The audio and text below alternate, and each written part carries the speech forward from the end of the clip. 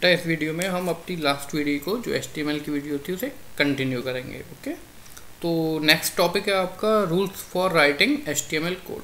जब हम HTML के कोड लिखते हैं तो कुछ रूल्स हमें फॉलो करने होते हैं। ठीक है, उन रूल्स को हम 1 बाय 1 देखते हैं। यहाँ से भी नीचे एंटर कर लेता हूँ, देखिए आपको कंटेंट ताकि क्या लिखा है। तो फर्स्ट आपकी बुक से ही मैं रीड कर रहा हूँ, तो आप अपनी बुक ओपन कर लीजिए बेटा ताकि आपको और क्लियर समझ में आए। पेज नंबर 43 पर rules for HTML code, rules for writing HTML code. तो नंबर 1 रूल है container tag should always be closed properly. It means जब भी आप किसी का क्लोजिंग टैग लगाओ तो उसे प्रॉपर ठीक से बंद करो। ये HTML यहाँ इस ओपनिंग आएगा, यहाँ इसका क्लोजिंग आएगा, ये कंफर्म है। अगर मैं HTML को यहाँ क्लोज कर दूंगा तो ये कुछ भी आउटपुट डिस्प्ले नहीं होगा। ठीक है, तो इसलिए फर्स्ट वाला जो रूल है वो यही है कि जब भी आप किसी का भी कंटेनर यूज़ करो, कोई भी कंटेनर टैग यूज़ करो, मतलब वो टैग जिसका ओपनिंग और क्लोजिंग दोनों लगाते हैं, तो उसे ज़रूर बंद करो। जब भी कोई टैग है जिसका क्लोजिंग टैग भी है, मतलब कोई कंटेनर टैग है, तो उसका क्लोजिंग लगाना ज़रूरी है, वो भी प्रॉपरली ठीक से जहाँ उसकी ज़रूरत है वहीं। ठीक है, फॉर एग्जाम्पल अगर मैंने बी यहाँ यूज़ किया है, बी टैग यूज़ किया, उसका कंटेनर में लगाना भूल गया। ठीक है, तो अब क्या होगा, सब कुछ जितना भी पेज पर है सब कुछ बोल्ड में आ जाएगा, है ना। देखिए मैंने सेव किया और रिफ्रेश किया, ये देखिए ये भी बोल्ड में आ गया, और कुछ होता तो वो भी बोल्ड हो जाता। ठीक है, क्यों? क्योंकि मैंने इसका कंटेनर यूज़ ही नहीं किया क्लोजिंग टैग, तो मैं इसका क्लोजिंग टैग यहाँ यूज़ कर लेता हूँ। ठीक है, तो फर्स्ट वाला ये था container tag should always be closed. Container tag हमेशा बंद करने चाहिए, कंटेनर था भी। नेक्स्ट आते हैं value given to the attribute should be enclosed within the double quote. ये देखिए ये होते हैं बेटा टैग, HR टैग है, कलर क्या है उसका एट्रीब्यूट, और जो कलर के सामने जो वैल्यू होती है इक्वल के बाद वो होती है वैल्यू, इसे बोलते हैं वैल्यू। ये है वैल्यू, ये एट्रीब्यूट और ये है टैग। ठीक है, टैग, एट्रीब्यूट एंड वैल्यू। तो वैल्यू जो होती है किसी की हमेशा वो इन्वर्टेड कॉमा में क्लोज होनी चाहिए, तो हमें यहाँ भी इसे इन्वर्टेड कॉमा में क्लोज कर देना चाहिए। ठीक है, इससे होता कुछ नहीं है, लेकिन अब जब भी हम टैग लिखते हैं तो कुछ रूल फॉलो करते हैं। उसमें एक रूल ये भी है कि हमेशा इन्वर्टेड कॉमा में क्लोज करके लिखो जिस भी वैल्यू को आप लिखो। ठीक है, ये बॉडी ये भी वैल्यू है, ये लो एट्रीब्यूट वैल्यू है, तो हम क्या करते हैं इसे भी क्लोज कर सकते हैं। ठीक है, कोई इफेक्ट नहीं पड़ेगा इससे, क्लोज करो या मत करो। ठीक है, थर्ड है हमारा tag name should contain space, should not contain, tag name should not contain space. किसी भी टैग के नेम में स्पेस नहीं होना चाहिए। आप बोलेंगे सर बॉडी टैग में तो आपने यहाँ स्पेस दे दिया, HR टैग में यहाँ स्पेस दे दिया, यहाँ स्पेस दे दिया। बेटा टैग सिर्फ इतना ही था, ये पूरा है एक एलिमेंट, इसे हम बोलते हैं पूरे को element. Element is a combination of tag, attribute and it's attribute value. ये पूरा है एट्रीब्यूट। ठीक है, इसमें टैग क्या है HR, तो H और R के बीच हमें कहीं भी स्पेस नहीं देना है। बॉडी में BODY, इन वर्ड के बीच में कहीं भी हमें स्पेस नहीं देना है। हम यहाँ स्पेस दे सकते हैं, यहाँ स्पेस दे सकते हैं, कोई प्रॉब्लम नहीं होगी, लेकिन जो टैग वर्ड है हेड, इसमें हमें कहीं भी स्पेस नहीं देना, अदरवाइज वो टैग वर्क नहीं करेगा। ठीक है, तो tag name should not contain space. Fourth है there should be no space between opening tag, opening bracket and closing bracket. ये यहाँ से लेकर यहाँ तक इसके बीच कोई भी स्पेस नहीं होना चाहिए। ठीक है, tag must be nested correctly. जो नेस्टेड मीन्स होता है एक टेक्स्ट के अंदर दूसरा टैग, टैग के अंदर टैग, उसे बोलते हैं नेस्टेड। ठीक है, a tag inside another tag, जैसे कि बी टैग मैंने यूज़ किया, इसी के अंदर मुझे एक और टैग यूज़ करना है। मुझे एवरीवन जो चाहिए अंडरलाइन में चाहिए, तो अंडरलाइन के लिए मुझे पता है टैग होता है यू, तो मैं क्या करूँगा उसे यहाँ यू में क्लोज कर दूँगा। ठीक है, बी यहाँ, अब जो यू क्लोज होगा वो कहाँ होगा, यू ओपन तो कर दिया, अब क्योंकि बी स्टार्ट हुआ उसके बाद यू स्टार्ट हुआ है। ठीक है, बी ओपन हुआ, बी क्लोज नहीं हुआ, लेकिन उससे पहले हमने यू क्लोज स्टार्ट कर दिया है, तो हमें बी क्लोज होने से पहले ही यू क्लोज करना पड़ेगा। ठीक है, जो सबसे पहले टैग स्टार्ट हुआ है वो सबसे बाद में क्लोज होगा, जो उसके बाद स्टार्ट हुआ है वो लास्ट वाले से पहले क्लोज हो जाएगा। तब यू क्लोज कहाँ होगा, यहाँ। अब ये देखिए ये कैसे आ चुका होगा, मैं सेव करता हूँ और रिफ्रेश करता हूँ। ठीक है, रिफ्रेश,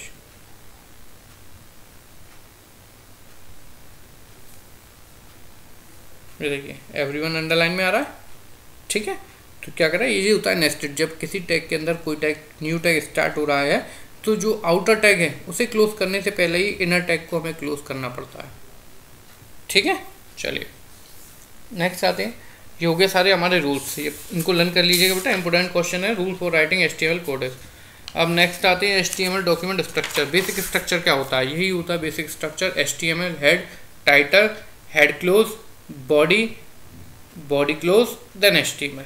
ठीक है, बॉडी के बीच में क्या आता है? ये जो पार्ट है पूरा बॉडी के बीच वाला, यहाँ रहता है हमारा content of the page. Page में जो भी चाहिए हम यहाँ लिखते हैं। ठीक है, इसके बीच जो लिखा है विदाउट कॉमा, सिर्फ वही चीज़ यहाँ हो रही है। विदाउट ब्रैकेट जो भी लिखा है वो शो हो रहा है यहाँ पर। अगर मैं यहाँ लिख दूंगा विदाउट ब्रैकेट, कुछ भी शो नहीं होगा। जो यहाँ लिखूंगा वो शो नहीं होगा। पेज पर क्या शो होगा? जो बॉडी ओपनिंग और बॉडी क्लोजिंग से पहले लिखा है, बॉडी ओपनिंग के बाद और क्लोजिंग से पहले जो भी लिखा है बॉडी के बीच में, वो सारी चीज़ हमारे कंटेंट पेज पर शो होगी। ठीक है, माई फर्स्ट वेब पेज कहाँ लिखा था? टाइटल बार पर, टाइटल टैग में, इसलिए वो टाइटल बार पर शो हो रहा है। ठीक है, चलिए अब ये हो गया बेसिक स्ट्रक्चर। से याद कर लीजिएगा बेसिक स्ट्रक्चर को। क्रिएटिंग एंड सेविंग कैसे करते हैं मैंने आपको पहले ही बता दिया है। प्रीव्यू देखते कैसे हैं मैं आपको बता चुका हूँ। प्रीव्यू कैसे करते हैं? HTML tag, head tag, title tag, body tag, ये आपको बता चुका हूँ मैं। बीजी कलर देख लीजिए आपने बॉडी का। एक होता है टेक्स्ट। अच्छा, जो बॉडी का जो कलर है, बैकग्राउंड कलर तो चेंज कर लिया। ये जो चाहिए मुझे ग्रीन कलर में चाहिए था कि पेज पर जो भी लिखा है सब कुछ ग्रीन में आ जाए।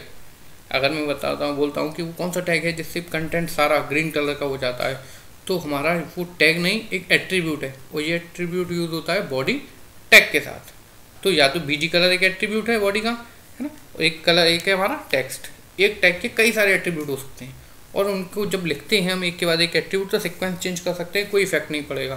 फॉर एग्जांपल, अगर मैं बॉडी के बाद जो टेक्स्ट नाम का एट्रीब्यूट अब यूज़ करने जा रहा हूँ, वो बीजी कलर यहाँ लिखूंगा तो भी वर्क करेगा, और बीजी कलर के बाद लिखूंगा तो भी वर्क करेगा। ठीक है, तो एक टैग के साथ कितने भी एट्रीब्यूट यूज़ कर सकते हैं, और उनके सीक्वेंस को भी चेंज कर सकते हैं, उससे कोई इफेक्ट नहीं पड़ेगा। ठीक है, तो मैं यहाँ लिख देता हूँ text equal to any colour name, तो मैंने लिख दिया ग्रीन। तो अब क्या होगा? बॉडी मतलब पूरे वेब पेज पर जितना भी टेक्स्ट है वो किस कलर में आएगा? ग्रीन में।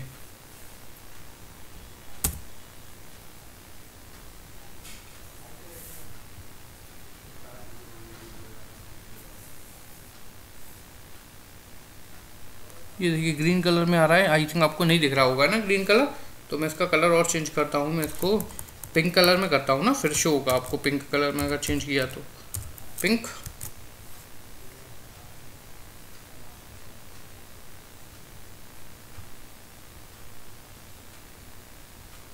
शो हो रहा है पिंक?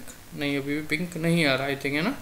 तो देखिए मैं देखता हूँ, मैं पिंक कलर, ये आ गया देखिए। ठीक है, पिंक कलर में शो हो चुका है। वो रिफ्रेश होने में पेज को टाइम लग रहा होगा। अगर मैं यहाँ से इसको और येलो ही कर दूंगा तो शो नहीं होगा। ब्लैक कर चुका हूँ, वाइट कर दूँ मैं।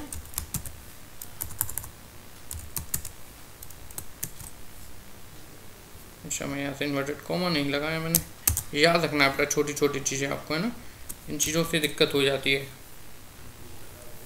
वाइट कलर में चेंज किया, देखिए वाइट में हो गया चेंज। ठीक है, चलिए तो हम यहाँ इसको कर देते हैं ग्रीन, ताकि आपको ये ब्लू, ताकि आपको क्लियर दिखे कि लिखा क्या है एक्चुअली। अपनी नीड के अकॉर्डिंग हम बैकग्राउंड कलर भी चेंज कर सकते हैं अब, और फॉन्ट का भी। किससे? बीजी कलर से बैकग्राउंड कलर चेंज कर सकते हैं, टेक्स्ट से जो लिखा हुआ है उसका कलर चेंज कर सकते हैं। ठीक है, सिंपल बिल्कुल। मैं यहाँ रेड कर देता हूँ तो वो भी चेंज हो जाएगा। सिंपल चीज़ है ये तो। चलिए, ठीक है, दिख रहा है आपको। अब बीजी कलर का जो हॉरिजॉन्टल रो थी वो गायब हो गई। क्यों? क्योंकि उसका कलर भी रेड था, इसलिए वो शो नहीं हो रही।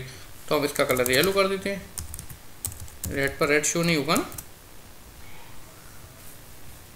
ठीक है, चलिए बॉडी कलर हो गया आपका। हेडिंग टैग, अब देखिए हेडिंग टैग क्या होता है। कोई भी हेडिंग है, हम HN टैग, एक टैग होता है HN, N की जगह पर हम 1 to 6 कोई भी नंबर लिख सकते हैं। H1, H2, H3, H4, H5 and H6।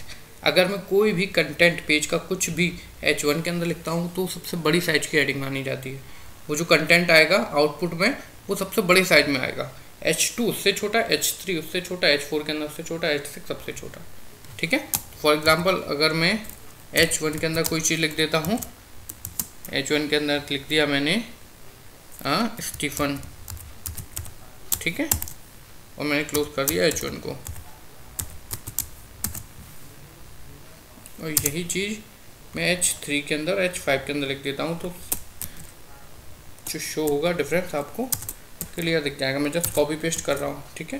तो H1 यूज़ किया मैंने, H3 यूज़ कर लिया, H5 यूज़ कर लिया, H3 किया, H5, H6, ठीक है। अब जो ओपनिंग है वो क्लोजिंग में तो यूज़ करने पड़ेंगे मुझे। आपको समझ में आ रहा है ना बेटा, ठीक है। ये स्टीफन क्या H1 के अंदर क्लोज है, ये H3, ये H5 और ये H6, ठीक है। हम इसे सेव कर देते हैं और यहाँ से हम पेज को कर देते हैं रिफ्रेश। तो ये देखिए स्टीफन ये जो है इसको 1 करके रिप्रेजेंट कर देता हूँ तो ज़्यादा अच्छा से डिस्प्ले होगा। 1 2 3 4, ठीक है। स्टीफन 1 जो है सबसे बड़े साइज में आना चाहिए, स्टीफन 2 उससे छोटे साइज में, स्टीफन 3 उससे छोटे साइज में और स्टीफन 4 उससे छोटे साइज में। क्यों? क्योंकि ये H6 के अंदर क्लोज है तो इसका साइज जो होगा सबसे छोटा होगा, है ना। रिफ्रेश करते हैं और यहाँ पे रिफ्रेश कर लेते हैं, देखिए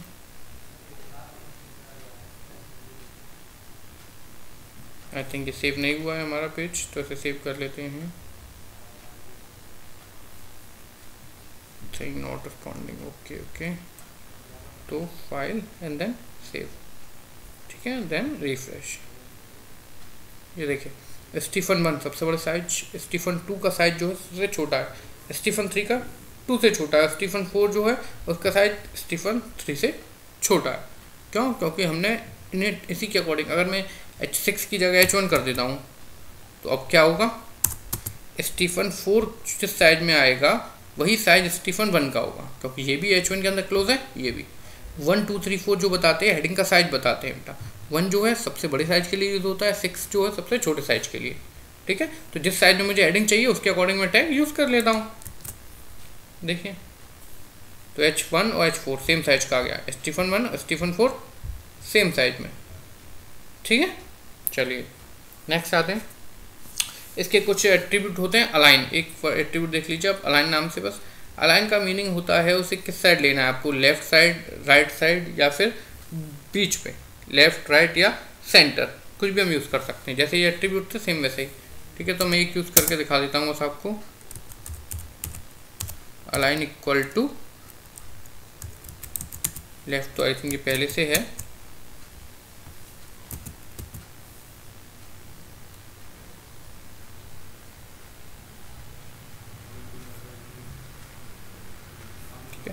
तो मैं यहाँ क्या कर देता हूँ, उसे राइट साइड ले जाता हूँ।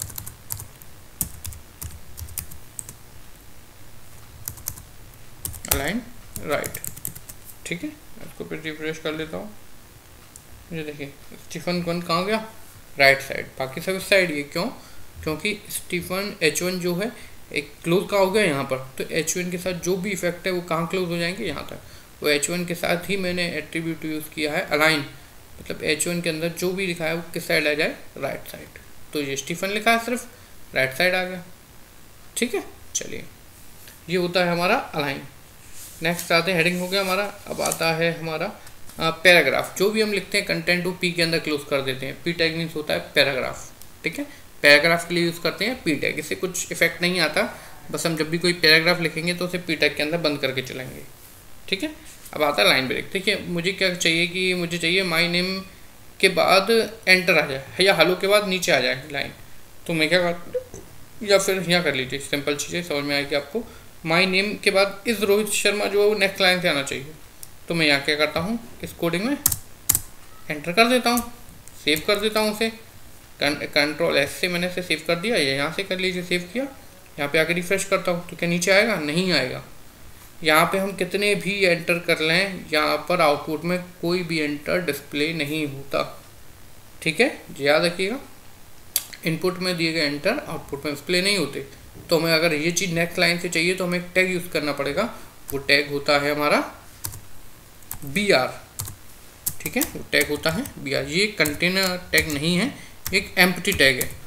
तो आपको हमेशा इतना ही यूज़ करना है BR, इसका कंटेनर, क्योंकि ये एक एम्प्टी टैग है इसलिए इसका क्लोजिंग टैग नहीं यूज़ होगा, ठीक है। क्योंकि एक एम्प्टी टैग है इसलिए इसका क्लोजिंग टैग यूज़ नहीं होगा। जहाँ भी BR लिखते हैं वहाँ ब्रेक लाइन हो जाती है, ब्रेक द लाइन। मैंने इसे कंट्रोल S किया और यहाँ से इसे रिफ्रेश कर दिया, तो ये देखिए माय नेम के बाद ऑटोमेटिकली एक लाइन ब्रेक होकर नीचे लाइन से स्टार्ट हो गया। ठीक है, ये होता है BR।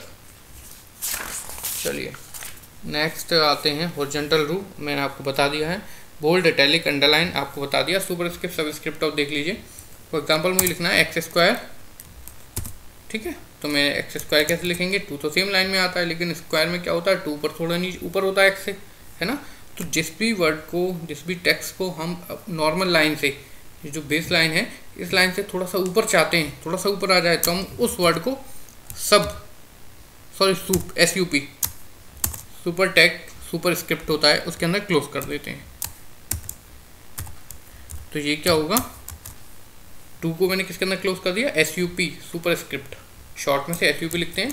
क्लोज करके मैं यहाँ से रिफ्रेश कर देता हूँ पेज को, तो देखो एक्स स्क्वायर दिख रहा है आपको। मैं और थोड़ा जूम कर लेता हूँ,